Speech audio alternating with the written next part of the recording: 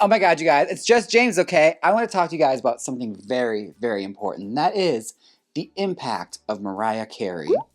Now, some of you may not know this, some of you may be young out there and don't quite understand just what musical impact Mariah Carey has had on long-standing pop music. At one point in time, she was the highest selling female artist of her time, okay? Now, let's get it started. Mariah Carey is New York born. She was a phenomenon that came from New York. Her mother was a trained opera singer. In her teens, she befriended the famous singer Brenda Starr, who you might know from I Still Believe, that song, which Mariah would later cover. My favorite music video of her where she's like homaging Marilyn Monroe.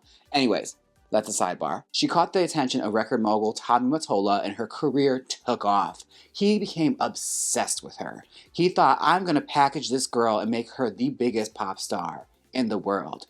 And she became that. Now, the album Vision of Love was her debut, and it was a monstrous debut. This song was a gigantic hit. And she became this balladeer, this balladress. How would you say that? What's a female balladeer? Balladress? She became known for these ballads, these like big, impactful ballads, like a la Whitney Houston. Like she was the next voice. You know, it was the dawn of a new, beautiful singing voice, which also would brew up a press-fueled rivalry between her and Whitney Houston, which they would later squash. But Mariah Carey was the it girl, and she was having hit after hit after hit. And for good reason. She was packaged very well, she was very talented, and for the most part, she was very, very, very, very likable. But there was trouble in paradise. Mariah Carey was getting very, very bored with her cookie cutter image, and also with the fact that she felt uncomfortable with the way she was being packaged. She didn't like the fact that her ethnicity was constantly being pushed back in favor of making her more marketable in Tommy Mottola's eyes to a mass market. She began to reclaim her artistry and really put herself back into her music. And the tactics she used are brilliant, and it basically become part of the language of the music industry at this point. Now, Mariah Carey would, of course, do the bubblegum pop version of her songs, and those would get released out for public consumption, but she would release remixes. Now, this was a cutting-edge thing at that time because not many pop stars would release remixes in the way that she released them. She did this to feature her favorite rap artists at the time and have them collaborate with her, and they'd redo the song and like either, toned down, chopped and screwed, didn't matter. She just released a different version of the song. It was still the original song, just a different flavor and different spin added to it, and it was monstrously successful.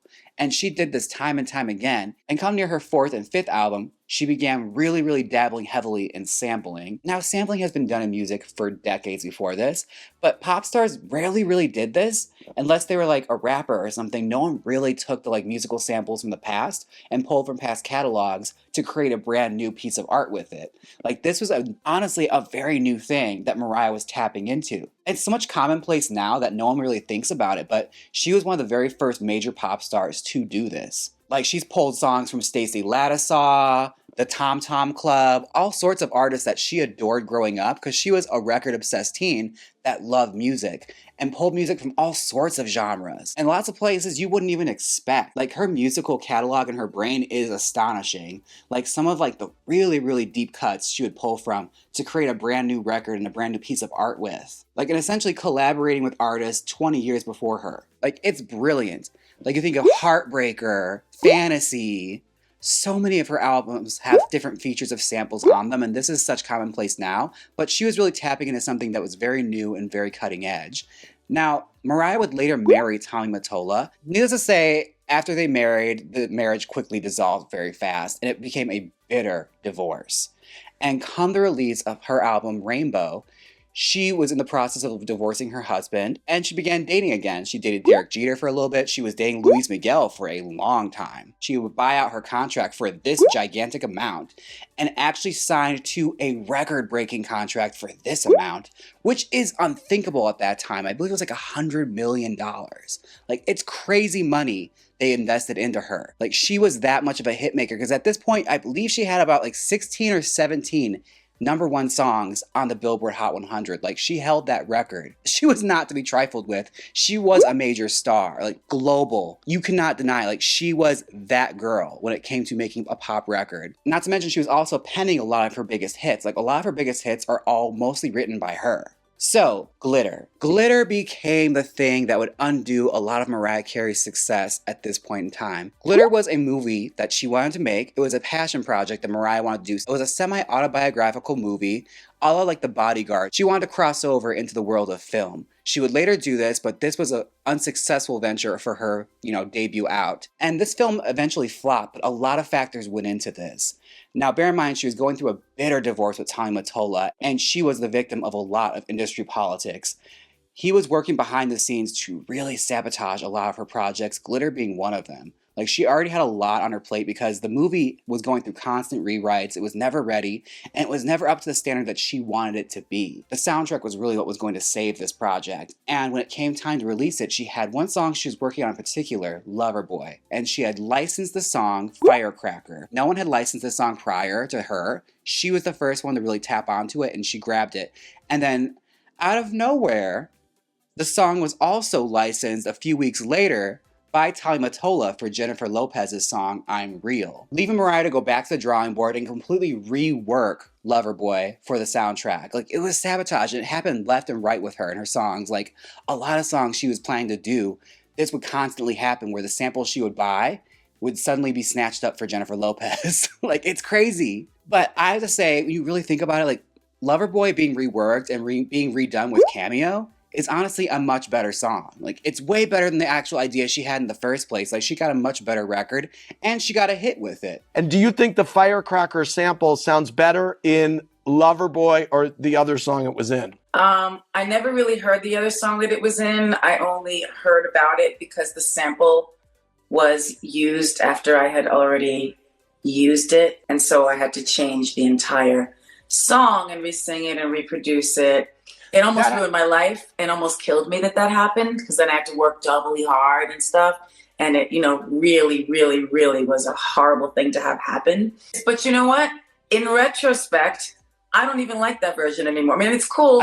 But back then, as I said, it literally almost destroyed me that happened because of the chain of events that occurred afterwards. Right. Whereas you think of like the Firecracker sample that was used in I'm Real, nobody remembers that version. They only remember the remix, which we got to do a deep dive on that sometime, because there is a lot to go into category fraud and remix fraud with the charts when it comes to this point in time and certain artists' songs they were releasing. Okay, so upon further research, Billboard completely changed their rules after this regarding remixes, because it was determined that J.Lo's I'm Real sounded completely different from its remix. It's an entirely different song, and you can't use that to improve your song's performance. So thank J.Lo, they changed that rule because of her. Bear in mind, this is the second time she did this. She did the same thing with Ain't It Funny, another version that people remember the remix over the original. We gotta do a deep dive on that sometime, but this is about Mariah and her impact. Needless to say, she reworked the song and it became a big hit, and it was the biggest song of that year. Now, Glitter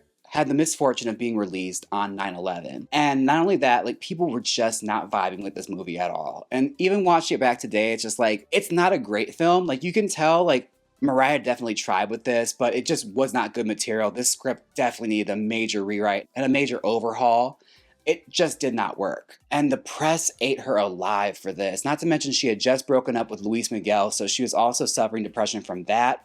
All sorts of stuff was like piling on top of Mariah at this point. She was bought out from that major contract I had mentioned before. Like, it seemed like it was done. Like, it seemed like Mariah's goose was cooked. Like, her career seemed like it was over. There was a much overblown appearance she made on TRL where she was wearing nothing but a t-shirt and walking with an ice cream cart, and the press ate this up. Like, she is lost it. Like, she is having a breakdown, you guys. Oh my god, what is happening to Mariah? Like, they were merciless to her. So she did what any major artist would do. She withdrew, and she took a break, and she regrouped, and she was gathering up her resources to create a project to relaunch her career in a major way.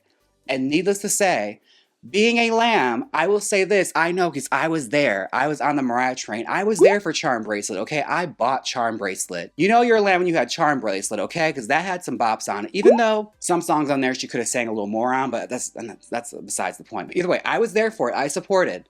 I even bought the remixes and all that stuff, okay? We were holding on because we knew Mariah was going to come back in a big way, and baby, did she ever. The Emancipation of Mimi is where she made her major comeback to the public light. Oh my god, it's like that. And the monster hit that was We Belong Together, which is honestly my favorite song to perform in drag. Love this song. It's honestly her best written song. It's so good. And it was a monster hit. And it completely relaunched Mariah in a huge way, where she would release albums after this where more hits would stem, cementing her back in her place at the top of pop music. She's an icon at this point. She was welcomed back in with open arms as the icon that she is. And now at this point, Mariah is completely icon status. Like, you cannot deny it. Like, she is a meme machine. Everything she utters is fantastic. She lives that grandiose life.